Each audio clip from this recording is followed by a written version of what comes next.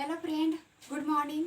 चलिए आज हम आप सबको बताएंगे क्लास 10th का हिंदी जो है चैप्टर है पार्ट 2 20 के दांत, जिसका लेखक है दोस्तों नलिन विलोचन शर्मा। तो चलिए आज हम जानेंगे 20 के दांत कहानी के बारे में कि क्या है। तो चलिए 20 के दांत। सेन साहब की नई मोटर कार बंगले के सामने बरसाती में खड़ी है, काली चमकती हुई स्टीमर इंड जैसे, कोयले घोंसले में कि कब उड़ जाए। सेन साहब को इस कार पर नाज है। बिल्कुल नई मॉडल 7,500 में आई है। काला रंग, चमक ऐसी कि अपना मुंह देख लो। कहीं पर एक धब्बा दिख जाए तो क्लीनर और शोफर की शामत ही समझो। मेम साहब की सख्त ताकीद है कि खोखा खोखी गाड़ी के पास भटकने न पाए। लड़कियां तो पांचों बड़ी सुशील हैं, 5-5 ठहरी और शोभी लड़कियां। तहजीब और तमीज़ की तो जीती जागती मूरत ही है। मिस्टर और मिसेज सेन ने उन्हें क्या करना चाहिए यह सिखाया हो या नहीं, क्या क्या नहीं करना चाहिए इसकी उन्हें ऐसी तालीम दी गई है कि बस लड़कियां क्या हैं, कठपुतलियां हैं। और उनके माता पिता को इस बात का गर्व है, वे कभी किसी चीज़ को तोड़ती फोड़ती नहीं हैं। नहीं, वे दौड़ती हैं और खेलती भी हैं, लेकिन सिर्फ शाम के वक्त जो चीज़ सिर्फ शाम के वक्त। और चूँकि उन्हें सिखाया गया है कि ये बातें उनकी सेहत के लिए ज़रूरी है, वे ऐसी मुस्कुराहट अपने होठों पर ला सकती है कि सोसाइटी की तरीकाएँ भी उनसे कुछ सीखना चाहे तो सीख लें। पर उन्हें खिलखिलाकर किलकारी मारते हुए किसी ने सुना नहीं। सेन परिवार की मुलाकातें रसक के साथ अपने शरारती बच्चों से खिंचकर कहते हैं, एक तुम लोग हो और मिसेज सेन की लड़कियां हैं। अबे फूल का गमला तोड़ने के लिए बना है क्या? तुम लोगों के मारे घर में कुछ भी तो नहीं रह सकता। सो जहाँ तक सेन परिवार की लड़कियां का सवाल है, उनसे मोटर की चमक दमक को कोई खास खतरा नहीं था। लेकिन खोखा भी तो है, खोखा जो एक ही है, सबसे छोटा है। खोखा नाउम्मीद बुढ़ापे की आंखों का तारा है। यह नहीं कि मिसेज सेन अपना और बुढ़ापे का कोई ताल्लुक किसी हालात में मानने को तैयार हों, और सेन साहब तो सचमुच बूढ़े नहीं लगते। लेकिन मानने लगने की बात छोड़िए, हकीकत तो यह है कि खोखा का अभिभाव तब जाकर हुआ था जब उसकी कोई उम्मीद दोनों को बाकी नहीं रह गई थी। खोखा जीवन के नियमों का अपवाद था, और यह अस्वाभाविक नहीं था कि वह घर के नियमों का भी अपवाद हो। इस तरह मोटर को कोई खतरा हो सकता था तो खोखा से ही। बात ऐसी थी कि सीमा, रजनी, आलो, शेफाली, आरती पांचों हुई तो उनके लिए घर में अलग नियम थे, दूसरी तरह की शिक्षा थी, और खोखा के लिए अलग दूसरी कहने के लिए तो सेनों का कहना था कि खोखा आखिर अपने बाप का बेटा ठहरा, उसे तो इंजीनियर होना है। अभी से उसमें इसके लक्षण दिखाई पड़ते थे, इसलिए ट्रेनिंग भी उसे वैसी ही दी जा रही थी। बात यह है कि खोखा के दुर्लित स्वभाव के अनुसार ही सेनों ने सिद्धांतों को भी बदल लिया था। अक्सर ऐसा होता है कि सेन परिवार के दोस्त आते हैं, भड़कीले ड्राइविंग रूम में बैठते हैं और बात क्या करेगा। तब सेन साहब बड़ी मौलिकता और दूरदेशी के साथ फरमाते हैं कि वह तो अपने लड़के को अपने ढंग से ट्रेंड करेंगे क्या कर रहे फिजूल है, वह तो उसे अपनी तरह बिजनेसमैन इंजीनियर बनाना चाहते हैं। अब देखिए ना, सेन साहब कहते हैं कि खोखा 5 साल का हो रहा है। खोखा 5 साल का हो रहा है। लोग कहते हैं उसे किंडर गार्डन में भेज दो, लेकिन मैंने अभी यही इंतजाम किया है कि कारखाने का बढ़ई मिस्त्री 1 घंटे के लिए आकर उसके साथ कुछ ठोक पीट किया करे। इससे बच्चे की उंगलियां अभी से औजारों से वाकिफ हो जाएगी। हिंदुस्तानी लोग यही नहीं समझते एक दिन का बकाया है कि ड्राइविंग रूम में सेन साहब के कुछ दोस्त बैठे गपशप कर रहे थे। उनमें एक साहब साधारण हैसियत के अखबार नवीस थे और के दूर के रिश्तेदार भी होते थे।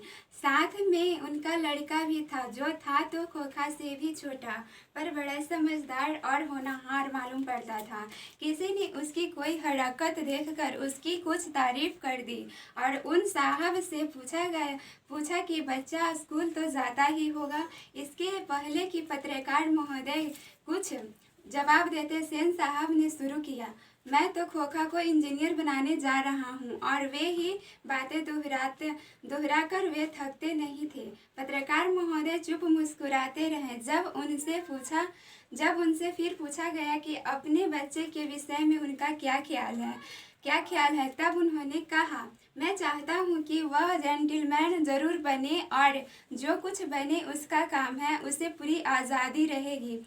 सेन साहब इस उत्तर के शिष्ट और प्रचंड व्यंग पर ऐंठकर रह गए। तभी बाहर शोरगुल सुनकर सेन साहब उठने लगे तो उनके मित्रों ने भी जाने की इच्छा प्रकट की और उन्हीं के साथ बाहर आए।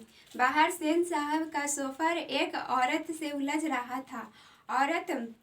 औरत के पास एक 5-6 साल का बच्चा खड़ा था, जिसे वह रोकने की कोशिश कर रही थी, क्योंकि बच्चा बार बार सोफर की ओर झपटता था। सेन साहब को देखकर औरत सहम गई। सोफर ने साहब की ओर बढ़कर अदब के साथ कहा, देखिए साहब, मदन गाड़ी को छू रहा था। गाड़ी गंदी हो जाती मैंने मना किया तो लगा कहने जा, तो मैंने उसे पकड़कर अलग कर दिया। इस पर मुझको मारने दौड़ा। अब उसकी माँ भी आकर खामखा मुझसे उलझ रही है। मदन की माँ कुछ कहना चाहती थी, लेकिन सेन साहब के सटे होठों को देखकर चुप रह गई। सेन साहब ने बड़े संयत पर कठोर स्वर में कहा, मदन की माँ, मदन को ले जाओ और देखना वह फिर ऐसी हरकत न करे। मदन की माँ अपने बच्चे के बाएं घुटने से निकलते हुए खून को पोंछती हुई चली गई। ड्राइवर ने शायद धकेल दिया था और वह गिर पड़ा था, लेकिन एक मामूली किरानी के बेटे को सेन साहब के ड्राइवर ने धक्का दे दिया और उसे चोट आ गई। तो आखिर ऐसी कौन सी बात हो गई? ठीक इसी वक्त मोटर के पीछे खटखट की आवाज़ सुनकर सेन साहब लपके। शोफर भी दौड़ा और लोग सीढ़ियों से उतरकर अपनी अपनी गाड़ियों की ओर चले। सभी ने देखा, सेन साहब खोखा को गोद में लेकर उसे हल्की मुस्कुराहट के साथ डांट रहे थे और मोटर की पिछली बत्ती का लाल शीशा चकनाचूर हो गया। सेन साहब ने मित्रों को संबोधित करते हुए कहा, देखा आप लोग ने, बड़ा शरारती हो गया है। कासू मोटर के पीछे हरदम पड़ा रहता है। उसके कल पुर्जों में इसको अभी से ही इतनी दिलचस्पी है कि क्या बताऊं। शायद देखना चाह रहा था कि आखिर इस बत्ती के अंदर क्या है। सेन साहब खोखा को जमीन पर रख कर अपने दोस्तों के साथ उनकी कार की ओर चले। उन्होंने अपने मित्रों की भाव-भंगिमा देखी। नहीं देखते भी तो कुछ समझ पाते, इसमें शक ही था। मिस्टर सी अपनी कार के पास पहुंचे और सेन साहब को नमस्कार कर दरवाज़ा खोलने के लिए आगे बढ़ी और फिर रुक गए। उनकी निगाह अचानक ही अगले चक्के पर गई थी। उन्होंने नज़दीक जाकर देखा और परेशानी की हालत में खड़े हो गए। टायर बिल्कुल बैठ गया था। शायद खोलने के लिए आगे बढ़े और फिर रुक गए। उनकी निगाह अचानक ही अगले चक्के पर गई थी। उन्होंने नज़दीक जाकर देखा और परेशानी की हालत में खड़े हो गए। टायर बिल्कुल बैठ गया था। शायद पंचर हो गया था। सेन साहब भी आगे बढ़कर आए और कुछ झिझकते हुए बोले, कहीं ऐसा तो नहीं कि कासू ने हवा निकाल दी हो? ड्राइवर, जरा दूसरे चक्कों को भी देख लो और पंप ले आकर हवा भर दो। हाँ, कुर्सियाँ लॉन में लगा दो, तब तक हम यहाँ बैठते हैं। ड्राइवर ने एक कार का चक्का लाकर सूचना दी कि दूसरी ओर के पिछले चक्के की भी हवा निकली हुई थी। काम तो कासू बाबू का ही है मालूम पड़ता है, इधर ही खेल रहे थे, शोफर ने बताया और पंप लाने चला गया। मुखर्जी साहब की गाड़ी सकुशल थी और वह अपने और पत्रकार महोदय के परिवार के साथ चलते बने। सेन साहब और मिस्टर सी लॉन की कुर्सियों पर बैठकर बातें करते रहे। बातों के सिलसिले में ही सेन साहब ने बतलाया कि कासू ने इधर चक्कों से हवा निकालने की हिम्मत जान ली थी और मौका मिलते ही शरारत कर गुजरता था। उनका अपना ख्याल था, उसकी इन जान ली थी। इन हरकतों को देखकर तो यह साफ मालूम होता था कि इंजीनियर में उसकी दिलचस्पी है। इसी तरह दूसरी बेमतलब की बातें होती रही जब तक कि चक्कों में पंप नहीं हो गया